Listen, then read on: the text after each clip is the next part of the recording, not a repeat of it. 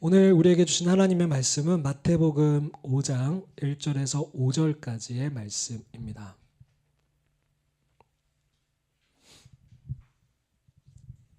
마태복음 5장 1절에서 5절까지 말씀입니다.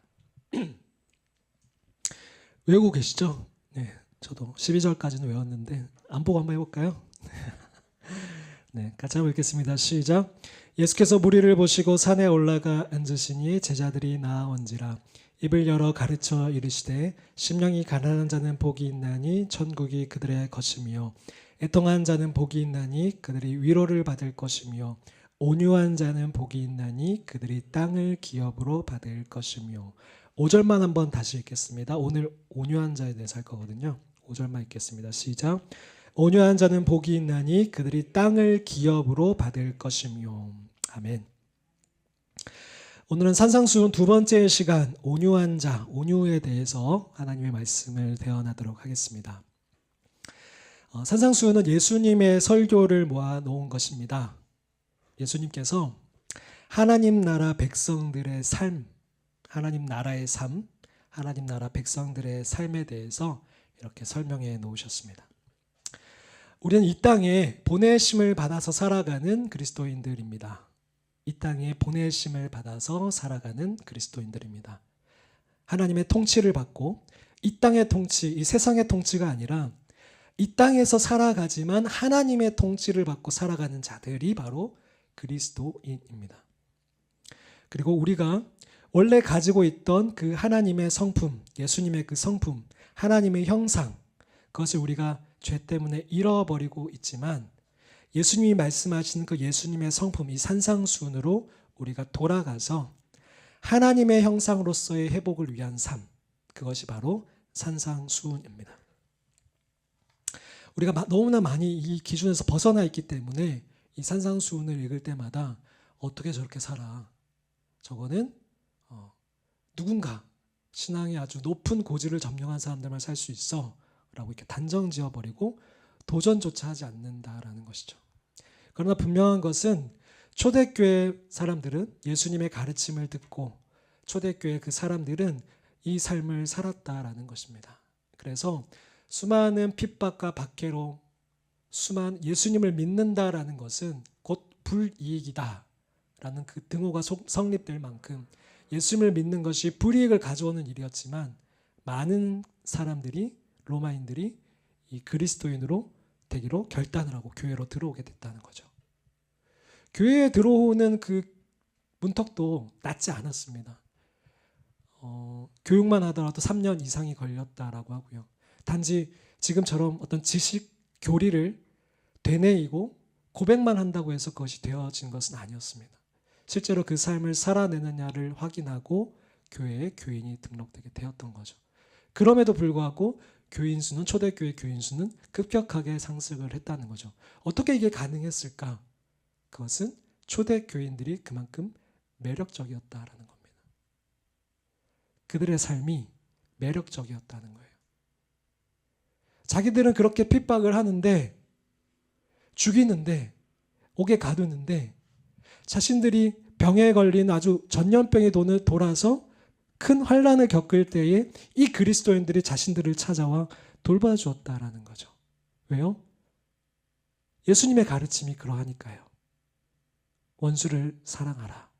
오른뺨을 맞으면 왼뺨을 돌려대라. 우리는 이 말만 들어도 지금 되게 부담스러워요. 오늘 내가 그렇게 미워했던 사람, 어떻게 내가 그 사람을 사랑할 수 있어? 왼뺨을 맞으면은 한 대만 때리면 다행이지 어떻게 오른뺨까지 돌려댈 수가 있어? 라는 생각이 들어오잖아요. 그만큼 우리가 멀리 떨어져 있는 거죠. 그러나 예수님의 기준이 이러했다라는 겁니다. 우리가 이 삶으로 돌아갈 때, 초대교회 교인들이 살았던 이 삶으로 돌아갈 때 그들에게 있었던 그 매력적인 삶, 산 위의 도시, 선교적 삶이 지금 병들어 있고 그 생명을 잃어버린 우리에게, 우리 공동체에, 우리 가정에, 한국교회에 그 생명이 살아날 거라는 것이죠. 때문에 예수님이 이 말씀으로 이 산상수훈을 시작하십니다. 심령이 가난한 자는 복이 있나니. 심령이 가난하다는 게 뭐죠? 그냥 어느 정도의 가난함이 아니라 지금 먹을 것을 주지 않으면 아사하게 되는, 굶어 죽게 되는 그 지경까지 이른 파탄난 상태, 영적으로 파탄난 그 상태를 얘기하는 겁니다. 그냥 있으면 먹을 걸 주면 고맙고 안 주면 어쩔 수 없고 나도 어느 정도 먹을 게 있으니까, 이 정도의 페나스의 자세가 아니라 지금 오늘 나에게 주시는 그 은혜가 아니면, 하나님의 그 은혜가 아니면 오늘은 주님 말씀대로 살아갈 수 없는 그 영적 빈곤 상태, 파탄난 상태, 그 자세를 인식하고 주님께 은혜를 구하는 자들에게 복이 있다라고 말씀하시는 거죠. 그리고 그런 자들에게 주시는 복이 뭐예요? 하나님의 나라가 그들의 것이요. 그러한 자들에게 하나님의 통치가 임하는 그 나라가 그들에게 주어질 것이라는 것입니다. 그리고 그러한 자신의 자신의 그 상태를 본 사람들은 어떻게 해요? 웃음이 날까요? 눈물이 나겠죠. 애통하겠죠. 그것이 어느 정도요? 자식을 잃어버린 그 최고의 그 슬픔까지 내려가서 그 주님께 울부짖으며 고백하는 거죠. 주님 살려주세요. 주님 없으면 안 돼요. 제가 이러한 자예요. 라는 그 진심에서 터져 나오는 슬픔이 애통이라는 것이죠. 그런데 그 애통한 자들에게 복이 있나니 그들이 위로를 받을 것이며 하나님의 위로를 받는다는 겁니다. 마음이 높아져서, 마음이 부유해서 전혀 애통하지 않는 그들에게 하나님의 나라가 임하고 하나님의 위로가 임하는 게 아니라, 이 말씀, 하나님의 말씀을 기준으로 삼고 이 말씀대로 살아갈 수 없는 그 가난한 마음과 애통함으로 주님을 찾는 자들에게 하나님은 자신이 통치하시는 그 하나님의 나라를 주실 것이요, 그리고 그들을 위로하신다라는 말씀입니다. 오늘 그 다음 세 번째 자세는 뭐냐면요, 온유한 자입니다. 온유한 자. 이러한 하나님의 은혜와 위로를 받은 자들이 다른 사람들에게 과격할 수 있겠습니까? 근데 사실 이 온유라는 말은, 여기서 쓰인 이 온유라는 말은 고린도전서의 13장에 있는 그 사랑 안에 있는 그 온유라는 말과 좀 다른 의미로 쓰여졌습니다. 고린도전서 13장에 있는 그 사랑에 대한 속성 안에 있는 그 온유라는 말은 크레스튜 오마이라는 단어로 쓰여졌고요. 근데 이게 다른 단어로 헬라어는 쓰여졌는데 한국어로는 같은 단어로 번역이 된 거예요. 근데 의미가 좀 달라요.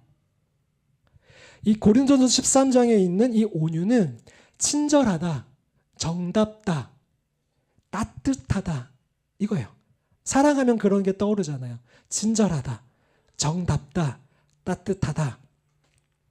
근데 오늘 예수님이 말씀하신 마태복음 5장 5절 그리고 많은 복음서에 있는 온유라는 말은 대부분 이 프라우스라는 말로 쓰여져 있습니다.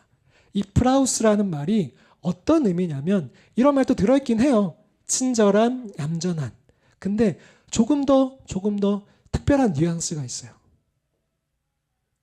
근데 이게 한국어로 좀 번역을 하려고 하니까 마땅한 게 없는 것 같아요. 그나마 나은 게 겸손하다예요.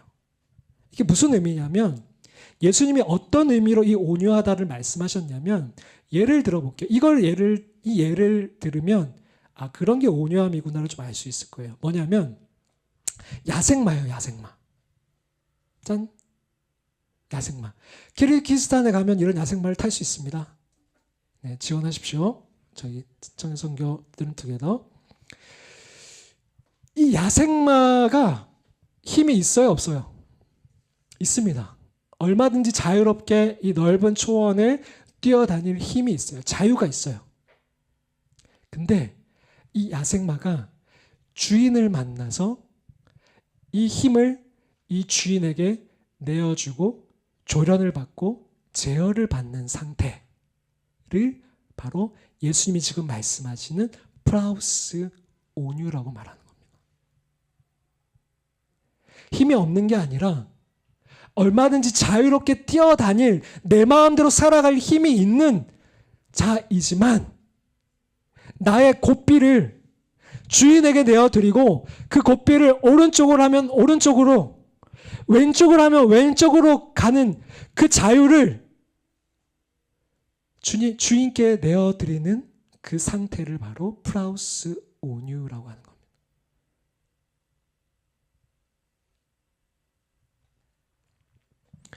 힘이 없어서 병들어서 누워있는 상태가 아니라 힘이 있으나 주인에 의해서 통제되는, 제어되는 상태. 누구에게 통제가 되는 겁니까? 여기는 하나님께 통제가 되는 상태인 거죠. 이 온유는. 마음이 가난하고 애통해서 주님의 나라가 그에게 임하고 주님의 위로를 받은 그 자들만이 할 수 있는 나의 주권을 하나님께 드립니다라는 그 상태가 바로 이 온유라는 말입니다. 프라우스라는 말이에요. 이 상태가. 그리고 이러한 자들에게 주어지는 복이 땅이 그들의 것이며 라는 것입니다. 말의 고삐로 방향을 조절하잖아요. 말이 이렇게 고삐를 이렇게 당기면 이렇게 가고, 이렇게 때리면 이렇게 당겨 가잖아요. 말이 주인이 고삐를 틀 때 방향을 조정 나가고 그 강한 야성이 주인만을 위해서 사용된다는 것. 주인이 뛰라고 하면, 박차를 가하면 화살이 비오듯 쏟아드는 그 전장 속에서도 뛰어드는 그 용맹함. 그러나 주인이 워워 하면서 세우면 아무리 달려가고 싶지만 멈춰 서는 것. 그것이 온유함이라는 거예요. 그러니까 우리가 온유함이라고 하면 그냥 나약하고 그저 따뜻한 이런 느낌이 아니라, 여기서 말하는 온유함은 달려갈 수 있으나 하나님이 멈추라고 하면 멈추고, 멈춰 있고 싶지만 하나님이 아무리 전장이라 하더라도 뛰어가라고 하면 뛰어가는 그 상태가 바로 이 온유함이라는 거예요.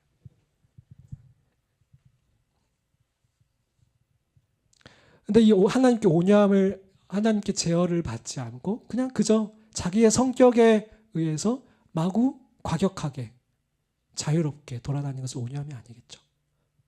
반대로 아무리 온순하고 착하더라도 하나님께 제어받지 않아 그냥 자기 자신을 사랑하는, 자기 자신을 사랑해서 남에게 좋은 이미지를 주고 싶어서 착한, 그것도 온유함은 사실 아닌 거죠. 여기서 말하는 온유함은 아닌 거죠. 이 온유함이 바로 예수님의 성품이에요. 예수님께서는 온유하신 분이셨어요. 스스로 이런 말씀을 하셨어요. 마태복음 11장 29절 말씀에 같이 한번 읽어주세요. 시작. 나는 마음이 온유하고 겸손하니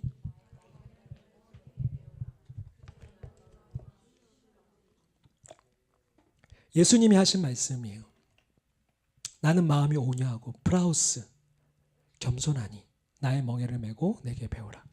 실제로 예수님은 로마 제사장의 종들이, 로마 군병들이 자신을 잡으러 왔고 또 십자가에 못 박으려고 할 때 반항하지 않으셨죠. 힘이 있으셨어요? 없으셨어요? 힘이 없어서 끌려간 건가요? 얼마든지 그것을 물리칠 수 있는 힘이 있으셨다고 예수님이 직접 말씀하셨잖아요. 12군단도 되는 천사들을 부를 수 있다라고 말씀하셨잖아요. 천사 한 명만 와도 성경에 보면 10몇만 명을 그냥 한 번에 싹 쓸어버리는 게 천사인데 12군단도 되는 천사들을 불러올 수 있다고 하셨잖아요. 지구가 없어질 수도 있는 예수님이 말씀이 예수님이시니까 예수님이 이 지구를 만드신 거잖아요. 세상을 만드셨잖아요.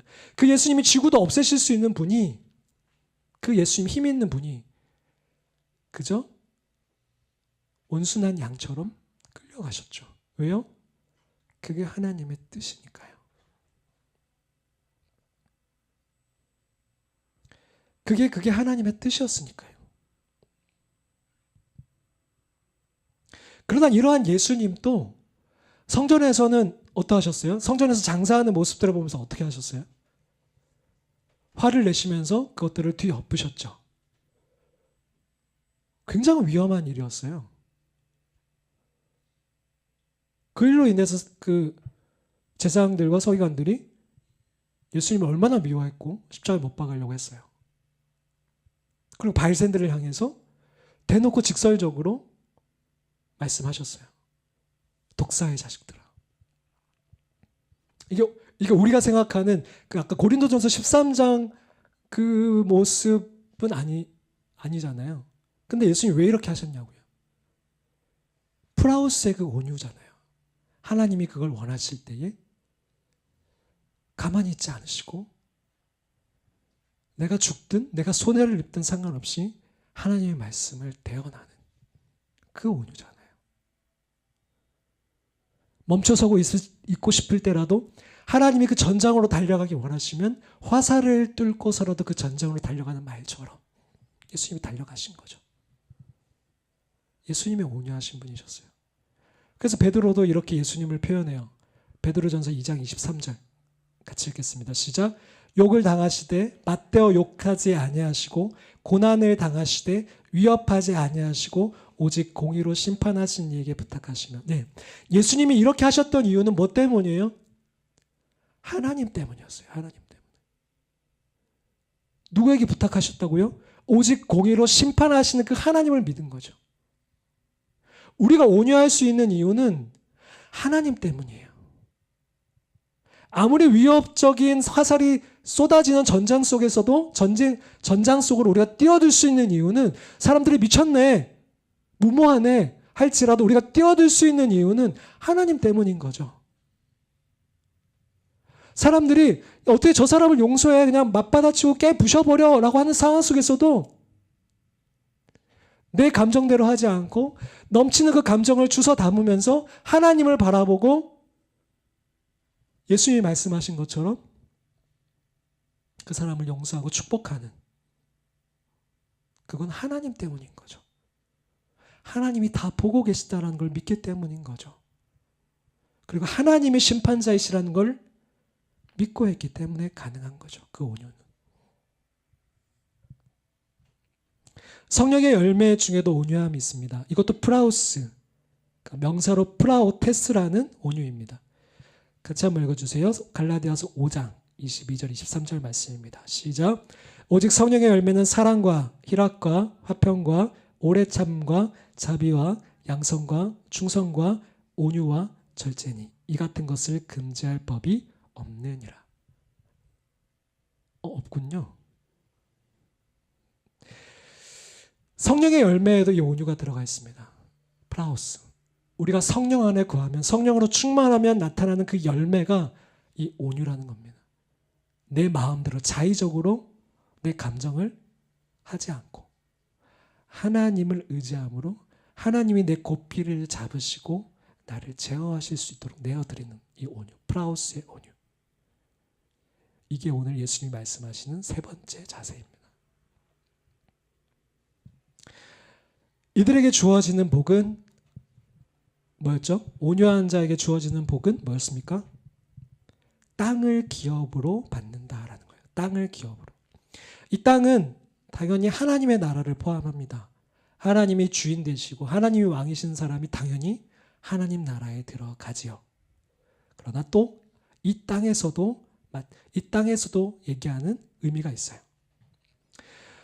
출애굽했던 이스라엘 백성들은 힘이 있었습니까? 그들은 전쟁을 해본 적도 없는 자들이었어요. 종으로서만 살았던 400년 이상을 종으로만 그냥 일만 했던 사람들이었어요. 근데 그들이 하나님의 다스림을 받지 못할 때는 전쟁에서 항상 졌고, 그러나 그렇게 힘이 없었던 자들도 하나님의 그 다스림을 받고 하나님을 따라갈 때는 전쟁에서 승리했습니다. 근데 결국 이들이 하나님 앞에서 제어받는 하나님의 왕되심을 계속해서 이어가지 못했기 때문에 첫 번째 조상들은 가나안 땅을 얻지 못했죠. 그러나 여호수아와 그 다음 세대들은 그 땅을 정복하게 됩니다. 하나님 앞에서 그 왕되심과 주되심, 온유함을 지켰기 때문이죠. 이 땅에서도 아무리 연약해 보일지라도, 힘이 없어 보일지라도 하나님의 다스림을 받는 자들이 그 땅을 차지한다는 말씀입니다. 그러나 모세 같은 경우, 또 바울과 같은 경우는 보이는 땅을 얻은 건 아니잖아요. 그들은 뭐냐? 영향력인 거죠. 지경을 넓히신 거죠. 보이지 않는 땅인 거죠. 그들을 통해서 하나님이 하나님의 백성들에게 하나님의 그 지경, 하나님의 나라를 넓혀 가신 거죠. 하나님의 나라가 보이지 않죠. 이 땅에서 하나님의 나라가 뭐죠? 하나님이 통치하시는 그 나라가 바울을 통해서 예수님의 제자들을 통해서 그들은 보이는 땅을 얻은 건 아니지만 그들이 하나님 앞에서 온유할 때에 그들을 통해서 하나님의 땅, 하나님의 나라가 확장되어져 갔던 거죠. 한국 이 좁은 땅에 하나님의 나라가 확장되기 위해서는 100여 년 전에 우리 선교사님들이 그 하나님의 이끄심을 따라서 가고서는 그 고삐를 하나님께 내어드리며 이 땅을 밟았을 때 하나님의 나라가 확장되어진 거잖아요. 그럼 지금도 마찬가지인 거죠. 지금도. 초대교회도 마찬가지인 거죠. 초대교회도 그 주님께 그 주님 앞에서 온유함의 자세를 가지고 그 고삐를 내어드렸을 때 그 초대교회에 하나님의 나라가 확장되어져 갔던 거죠. 그래서 하나님은 하나님의 사람들에게 이 온유함이라는 성품을 훈련시키십니다. 희망적인 건 성경에 나오는 하나님의 사람들이 처음부터 그렇게 온유한 사람들은 아니었다라는 거예요. 성품적으로든 뭐든 하여튼 이 하나님의 사람들이 처음부터 온유한 건 아니었다라는 거예요. 모세를 한번 볼까요? 모세가 40세에 어떤 일이 있었습니까? 누구를 쳐 죽였어요. 자기는 되게 의롭다고 생각해서 그걸 쳐 죽였는데 그게 화살이 돼서 자기는 도망자 신세가 됐어요. 근데 이러한 모세에게 하나님이 80살에 찾아오셔서 네 신을 벗고 내가 가라는 곳으로 가라라고 말씀하시잖아요. 그러니까 내 앞에 네 신을 벗으라는 의미가 뭐냐면 내가 너의 주인이니? 내가 진짜 너의 왕이니? 라는 걸 보여봐라는 거였어요. 근데 모세가 그 신을 벗고 하나님 앞에 엎드리죠. 근데 그러고 나서도 주님 못 가요로 하지만 결국 그러한 연단 속에서 이 모세가 계속 하나님의 그 주대심을 인정하게 되는 거죠. 그러면서 결국 이 모세가 어떻게 됐냐면 민수기 12장 3절에 보면 이렇게 평가하고 있어요. 같이 한번 읽겠습니다. 시작. 이 사람 모세는 온유함이 이 온유함이 그 온유함이에요. 하나님의 그 통치하심을 받는 그 온유함. 그리고 이 온유함에는 아까 그 사랑이라는 따뜻함 그것도 포함이 되는 거죠. 그 하나님 안에서 그 성품도 제어를 받으니까. 베드로를 볼까요? 베드로는 예수님이 아까 전에 그 12군단도 부를 수 있다고 하는 그 순간에 베드로가 어떻게 했습니까? 칼을 꺼내서 그 말고의 길을 잘랐잖아요. 그만큼 다혈적인 사람이었어요. 근데 베드로도 그 온유함을 훈련하기 시작합니다. 그리고 베드로 전서에 가서 본인이 이렇게 고백을 하고 또 이렇게 하라고 가르칩니다. 베드로전서 3장 3절에서 4절 말씀입니다. 같이 한번 읽게요. 시작. 너희의 단장은 머리를 꾸미고 금을 차고 아름다워서 옷을 입는 외모로 하지 말고 오직 마음에 숨은 사람을 온유하고 안정한 심령에 썩지 아니할 것으로 하라. 이는 하나님 앞에 값진 것이. 겉만 꾸미지 말고 마음을 온유하게 하라는 거예요. 사도 요한을 볼까요? 사도 요한은 예수님이 이렇게 전도하러 갔을 때 전도하러 갔다가 그 전도를 안 받아들이는 그 마을을 보면서 예수님 여기에 불을 내려주십시오. 번개를 치게 해주십시오라고 했던 아주 과격한 사람이었어요. 근데 이러한 사도 요한도 결국 나중에 별명이 생기는데 사랑의 사도라는 별명이 생겨요. 그리고 사도 요한이 이렇게 얘기해요. 요한일서 4장 7절 말씀에 사랑하는 자들아 우리가 서로를 사랑하자. 사랑은 하나님께 속한 것이니 사랑하는 자마다 하나님으로부터 나서 하나님을 알고. 사도 요한도 이 하나님 앞에서의 그 온유함을 훈련했던 겁니다. 근데 우리도 이제 이 온유함을 하나님이 훈련하기를 원하세요. 하나님 앞에서 제어함을 받는. 망나니처럼 그 전에 살았던 그 삶대로 내 감정을 쏟아내붓고 내 마음대로 살고 싶은 그런 삶이 아니라 이제 하나님은 우리에게 그 온유함을 훈련하기 원하시는 거죠. 그리고 이 온유함이 훈련될 때에 땅이 기업으로 하나님이 주실 거라는 그 복을 약속하시는 거죠. 근데 우리는 언제 온유하지 못합니까? 언제 온유하지 못하세요? 몇 가지를 좀 생각해 보니까 이런 게 있는 것 같아요. 권리를 침해당할 때, 내가 가지고 있는 그 권리를 침해당할 때 내가 만만하냐? 이런 생각이 들 수 있죠. 또 내가 생각하는 의로움이 있어요. 담배 피우면 안 되는 곳에서 담배를 핀다든지, 쓰레기를 아무 데나 버린다든지, 차선을 자기 마음대로 어긴다든지, 그러면 우리 안에서 막 내 안에 그 정의로움이 올라와서 막 온유하지 못하고 막 내가 심판하고 싶은, 고쳐주고 싶은 그런 마음이 들 때가 있죠. 그리고 전혀 아무런 문제도 없는데 그냥 만만한 사람에게 온유하지 못하는 경우도 있어요. 내 화를 쏟아붓는 거죠. 내 감정에 뭐 쓰레기통처럼 이렇게 막 쏟아붓는 경우가 있어요. 엄마, 뭐 동생, 순한 사람, 진짜 온순한 사람에게 그냥 이렇게 쏟아내는 사람도 있어요. 식당 직원, 힘이 없는 어린 사람, 이런 경우. 근데 의외로 질투심이 일어날 때 온유하지 못할 때가 있어요. 성경에 보면 질투심 때문에 자기의 감정을 주체하지 못했던 사람들이 나와요. 어제도 제가 이 질투, 우리 일상생활 속에서 이 질투 때문에 온유하지 못한 걸 어디서 발견할 수 있을까라고 집에 이제 갔는데 아내가 이런 얘기를 해주더라고요. 어제 눈이 많이 왔잖아요. 그래서 그 학교가 휴교였어요. 그래서 아내가 애들을 데리고 그 썰매를 가지고 그 저기 구석탱이 가면 이렇게 내려오는 이렇게 좀 언덕배기가 있는데 거기 눈이 쌓여 있는 거예요. 거기를 이렇게 여러 번 이렇게 길을 만들어 가지고 눈썰매장처럼 길을 만들어 가지고 거기를 한 열 몇 번을 이렇게 막 탔다는 거예요. 근데 하얼이가, 제 아들 첫째 하얼이가 둘째 하임이를 타는 거 보면서 막 얼굴이 울그락불그락 했다는 거예요. 왜 그랬을까요? 얘는 가벼우니까 싱싱 내려가는데 자기는 계속 걸린다는 거야. 그래서 질투가 나서 그것 때문에 막 기분이 나빠가지고 재밌게 못하고 그냥 돌아왔다고 아내가 얘기를 해주더라고요. 아, 질투 때문에 온유하지 못한 경우가 일상생활도 이렇게 많구나. 어제도 느꼈어요.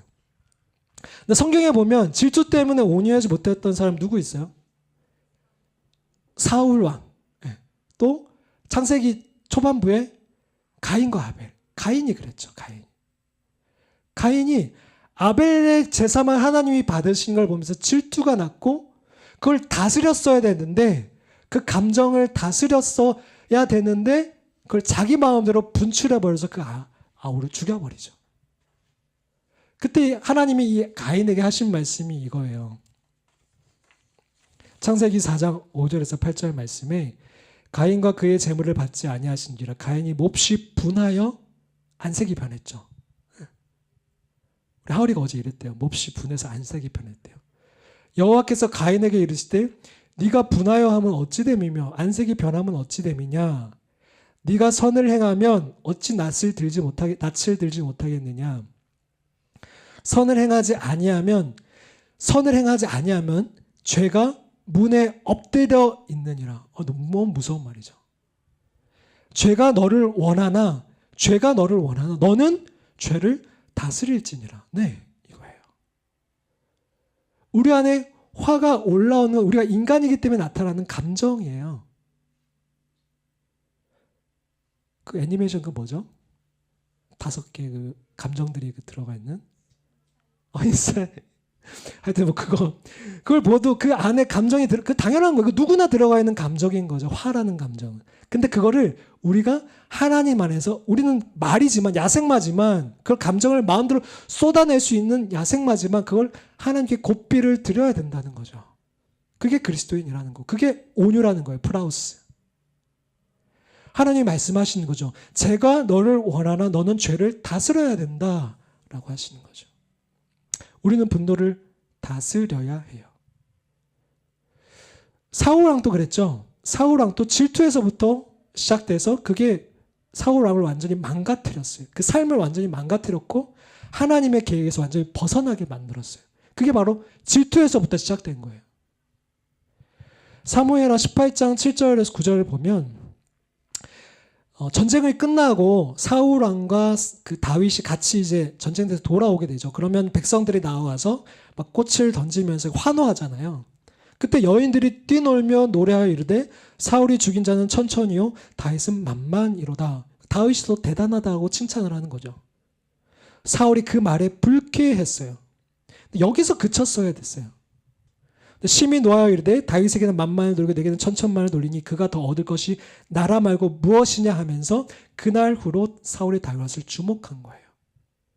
감정을 다스리지 않았던 거죠. 하나님 앞에서 프라우스하지 않았던 거예요. 이게 사울 왕을 완전히 망가뜨린 거죠.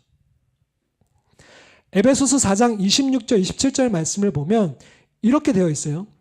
바울이 이 얘기를 하는 겁니다. 분을 내어도 분이 날 수 있다는 것. 우리 감정에 화가 있으니까 분이 날 수 있지만 죄를 짓지 말며 해가 지도록 그 분을 품지 말라는 거죠. 왜요? 마귀에게 틈을 주기 때문이라는 거예요. 그 감정이, 그 화를 우리가 다스리고 내려놓지 않으면 그 화라는 감정을 통해서 마귀에게 틈을 내어주게 된다는 거죠. 영어 성경을 보면 put hold라고 되어 있어요. 발판, 기회라고 되어 있어요. 그러니까 사탄이 우리를 집어삼킬 기회를, 발판을 마련해 준다라는 거죠. 이 감정을 내려놓지 않으면. 그래서 성경에 보면 하나님은 네가 저 사람을 보면서 뭐 저 사람이 잘못한 게 있다 하더라도 저 사람을 네가 심판하려고 하지 말라라는 말씀이 성경에는 여러 번 나옵니다. 네가 심판자가 아니야. 심판자는 나야. 너는 그저 저 사람을 축복하고 용서하고 사랑해. 나머지는 내가 할 거야 라고 하시는 거죠. 왜냐하면 그 화라는 것이 마귀에게 틈을 주기 때문이에요. 반대로 하나님께 뭐죠? 아까 제가 뭐라 그랬죠? 이거? 고삐. 고삐를 내어드린 사람들은 끝까지 하나님과 동행하면서 그 땅을 기업으로 받았어요. 다윗이 그랬잖아요. 다윗은 오히려 사울보다 더 분노할 수 있는 위치였어요. 이유가 없었어요. 이유가 없이 그냥 쫓겨다녀야 했어요. 그런데 그러다가 사울 왕이 쫓아와서 자기 스스로 그냥 누워서 그냥 뭐 응가를 했다는 해석도 있고 누워 있었다는 해석도 있지만 어쨌든 자기가 죽일 수 있는 그 상황이 됐을 때 다윗 왕이 주변 사람들이 죽이세요 이건 하나님이 주신 기회입니다라고 했지만 사람들의 말에 제어받지 않았어요. 자신의 고삐를 사람들에게 주지 않았다라는 거예요. 자신의 고삐를 그래도 그 와중에도 하나님께 드렸던 사람이 다윗이었어요. 그래서 그 칼을 가지고 옷자락을 살짝 베었는데 그게 가슴에 찔렸다라는 거예요. 왜요?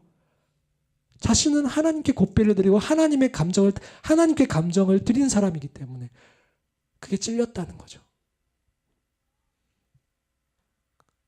그 감정의 고삐를 사람에게 주지 않았다라는 거예요. 그러면서 다윗이 사울 왕이 밖으로 나갔을 때 그 사울 왕을 부르면서 정중하게 이렇게 얘기합니다. 그러니까 얘기를 하되 맞받아치고 폭력적으로 하는 것이 아니라 그 질서 아래서 정중하게 얘기하는 것이 너무 중요해요. 다윗도 사울 왕에게 정중하게 이렇게 얘기를 합니다. 사무엘상 24장 15절 말씀에 그런즉 여호와께서 재판장이 되어 나와 왕 사이에 심판하사 다윗은 알고 있었던 거예요. 이 관계 속에서 내가 잘못한 게 있다면 용서를 구하고 내가 잘못한 것을 고쳐야 되지만 정말 당신이 잘못했다면 하나님이 재판장으로서 당신을 가만두지 않으실 겁니다 라고 얘기를 하고 있어요. 나의 사정을 살펴 억울함을 풀어주시고 나를 왕의 손에서 건지시기를 원하나이다. 이게 저주의 말이 아니었어요. 하나님의 그 가르침을 전하고 싶었던 거예요. 사울 왕님, 이러지 마십시오. 심판자는 하나님이십니다. 제가 잘못했다면 당신이 나를 박살내겠지. 당신이 나를 박살내는 게 아니라 하나님이 저를 벌하실 겁니다. 당신이 저를 이렇게 하려고 하지 마십시오. 그러나 당신이 정말 잘못했다면 하나님이 당신을 어떻게 하실지 모릅니다. 조심하십시오. 라고 얘기했던 거죠. 다윗은 이걸 믿고 있었어요. 그래서 이 프라우스의 온유를 자세를 가지고 있었던 거죠. 다윗은. 한 명만 더 보면 요셉을 보세요.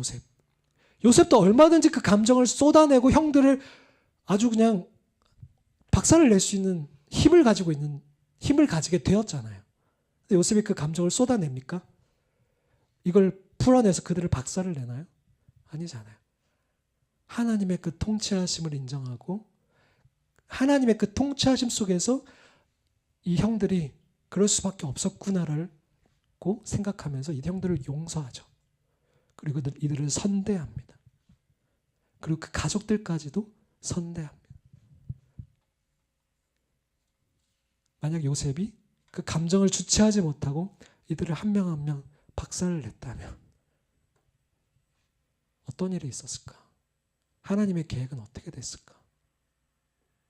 그러고 보면 우리가 그 하나님께 고삐를 들이지 않음으로 인해서 얼마나 많은 하나님의 계획과 일들이 깨어지고 있을지, 내 삶에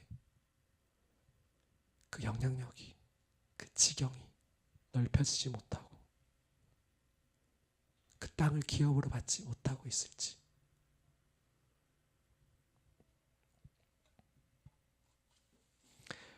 우리가 온유하지 못한 이유는 하나님의 주되심과 왕되심을 입으로는 고백하지만 실제로 내 삶으로 믿지 못하고 있기 때문인 거죠.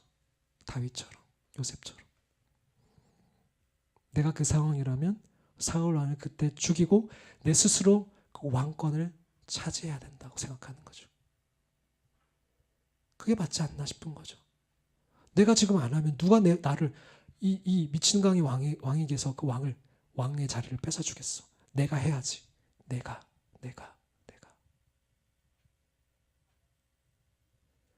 이 형들을 박살내지 않으면 정의가 서지 않는 거지. 사람을 죽이려고, 동생을 죽이려고 했던 이 형들을 죽이지 않으면 어떻게 정의가 이 나라 가운데 바로 서겠어. 내가 죽여야지. 내가.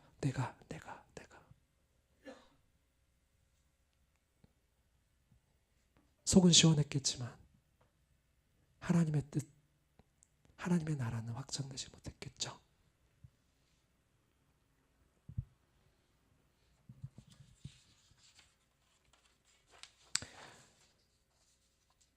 시편 37편에 보면 다윗이 이런 억울한 상황과 질투나는 상황 속에서 다윗이 어떻게 무엇을 믿고 어떻게 이 감정을 다스리고 어떻게 이런 상황을 대처했는지 시편 37편을 보면 잘 나와 있어요.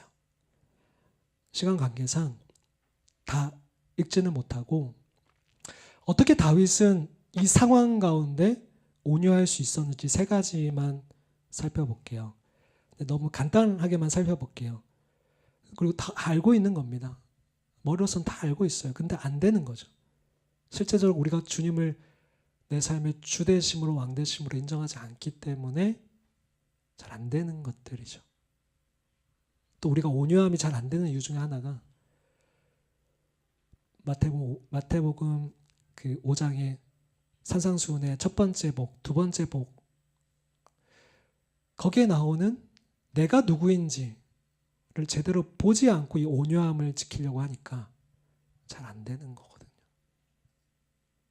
내가 진짜 심령이 가난한 그 영적 판탄난 상태였던 상태인 사람인지를 인식한다면, 그래서 내가 그렇게 애통하게 주님께 은혜를 구해서 이 자리에 있는 나인지를 인정하고 주님의 위로하심으로 내가 이 자리에 있는 그리스도인인 것을 인정한다라면 어떻게 사울 왕처럼 자기가 잘나서 그 왕권을 얻은 게 아닌데 다윗이 그 왕권을 뺏을 것처럼 그 다윗을 깨부수려고 할 수 있었겠냐라는 거죠. 근데 다윗은 하나님이 누구신 줄 알았고 자기가 누군지를 잊어버리지 않았어요. 그래서 시편 37편에 보면 첫 번째는 다윗은 그런 상황이 오더라도 하나님의 주되심을 주권을 인정하기 때문에 그 상황을 불평하지 않았어요. 그 상황 속에서 감사했어요. 이게 달랐던 거죠. 시편 37편 7절에 보면 분을 그치고 화가 나는 걸 그치고 노를 버리고 불평하지 말라라고 되어 있어요. 불평하지 마라. 그것은 오히려 악을 만들 뿐이다라고. 불평하지 않는 게 중요합니다. 이 상황 가운데 이런 상황이 닥쳤을 때 아까 그런 여러 상황이 있었잖아요. 질투, 내가 만만하냐, 권리를 빼앗기는 상황 같이. 내가 여기서 뭐라고 하지 않으면 마치 이것이 막 이득되는 것들을 빼앗기는 것 같은 상황이 있을 때에도 주님의 주대심을 인정하는 거죠. 두 번째는 상대방의 잘못이 있다면 그 죄를 용서하는 겁니다. 용서하고 축복하는 겁니다. 세 번째는 여기서 그치지 않고 분을 그치고 불평하지 않고 감사하면서 상대방을 용서하고 축복하는 거기서 그치지 않고 한 단계 더 나아가길 원하는데 예수님이 말씀하시는 그 산상수훈에도 이 말들이 나오죠. 오른뺨을 맞으면 왼뺨을 갖다 대라는 것도 이 말입니다. 하나님 나라의 선을 행하라는 겁니다. 하나님 나라의 선. 이 땅의 이 나라, 이 세상의 선은 그냥 한 대 맞고 그냥 참아주는 것도 굉장한 선입니다. 근데 하나님 나라의 선은 뭐냐면 오른뺨을 맞으면 왼뺨을 갖다 대는 거죠. 오리를 가자면 십리를 가는 거죠. 너무 높은 기준이잖아요. 근데 성경의 기준이 이렇다고요. 그래서 우리가 가난할 수밖에 없고 애통할 수밖에 없다고요. 그 기준 앞에 서면 예배를 나올 때 또 다윗도 이렇게 얘기해요. 시편 37편 3절에 여호와를 의뢰하고, 이걸 할 수 있는 사람은 여호와를 의뢰하는 자라는 거죠. 심판자는 하나님이시라는 걸 의뢰하는 자들은 선을 행하라는 겁니다. 선을 행하라.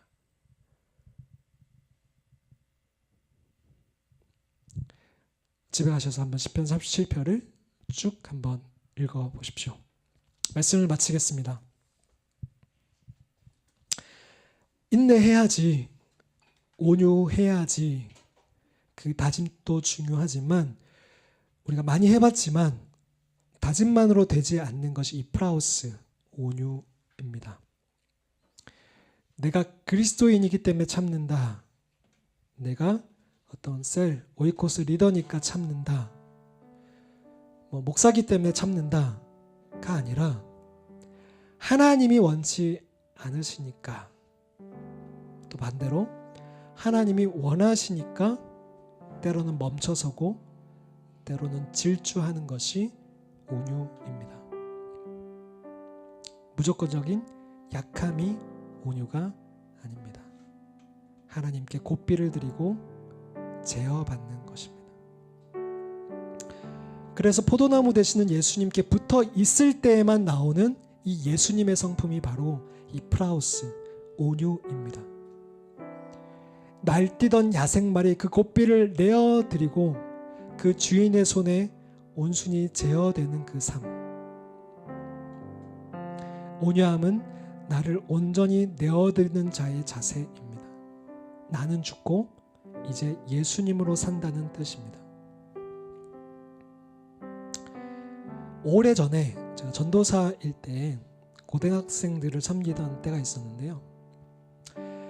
그 중에 놀기 좋아하고 나쁜 짓을 골라 하던 여학생이 있었습니다. 도둑질도 자주 해서 경찰서에 들락날락거리는 그야말로 고삐 풀린 망아지였습니다. 그러던 그 아이가 신기하게도 띄엄띄엄이지만 예배를 나왔습니다. 그리고 어느 날 예배 중에 예수님을 만났어요. 너무 좋았나, 표정이 바뀌었어요. 너무 좋았나 봐요. 그래서 그 친구가 자진해서 제자 훈련을 하겠다고 했고 제자 훈련반에 들어왔습니다. 점점 가까워지다 보니까 저랑 친밀해지다 보니까 그 아이가 자기 속 얘기를 들려주었어요. 그 아이의 그런 행동들, 고삐 풀린 망아지같이 했던 행동들은 이유가 있었습니다. 그 아이는 아버지에 대한 증오와 복수심이 있었어요. 아버지는 늘 술에 취해 오셨고 자식들에게 사랑을 주지 않은 모습이었습니다. 이런 상황 속에서도 하나님이 그 고삐를 잡고자 하셨던 거죠.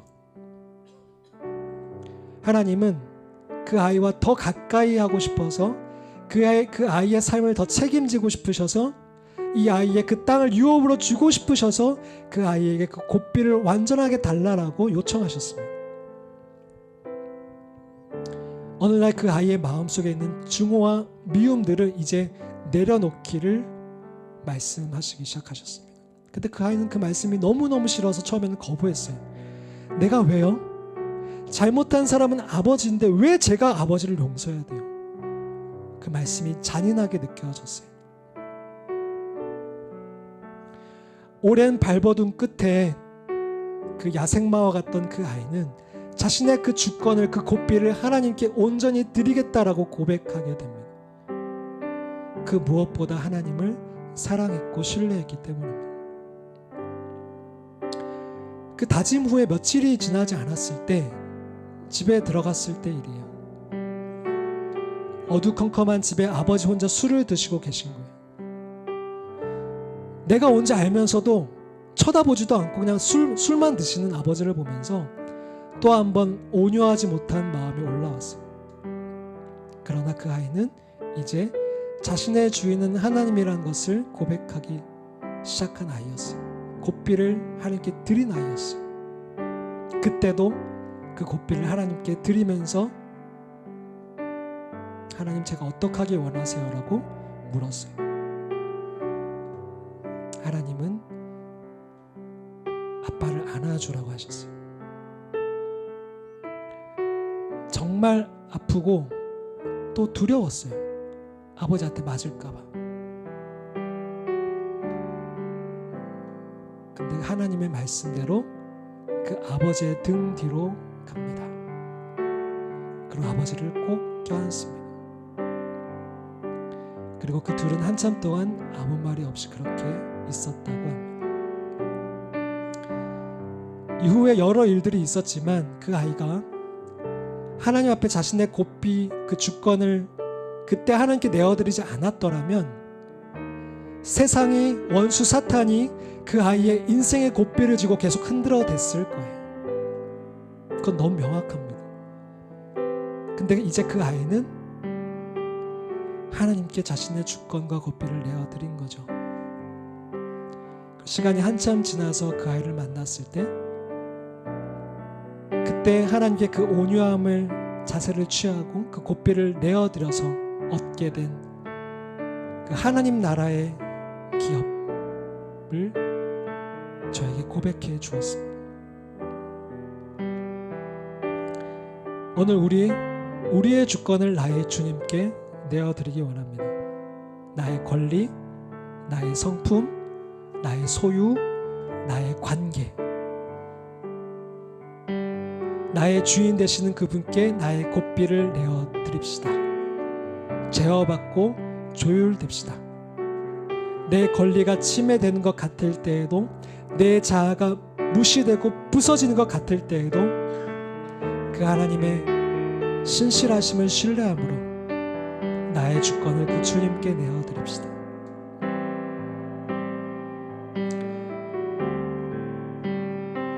제가 기도하겠습니다. 주님, 우리를 도와주십시오. 가난하고 애통한 마음으로 주님 앞에 엎드립니다. 내 안에 소용돌이 치는 이 미움과 분노를 떨쳐버리고 주님 앞에서 잠잠히 온유하게 하여 주시옵소서. 내 안에는 화가 있습니다. 분노가 있습니다. 나를 조금이라도 힘들게 하는 자에게는 어떻게든 갚아주어야 속이 편합니다. 그런데 하나님, 하나님의 형상을 닮은 우리의 모습은 원래 그렇지 않았잖아요. 하나님은 우리를 그렇게 창조하시지 않았잖아요. 예수님처럼 온유한 성품이 나에게도 회복되기를 원합니다. 치유해 주십시오. 회복시켜 주십시오. 변화되게 해 주십시오.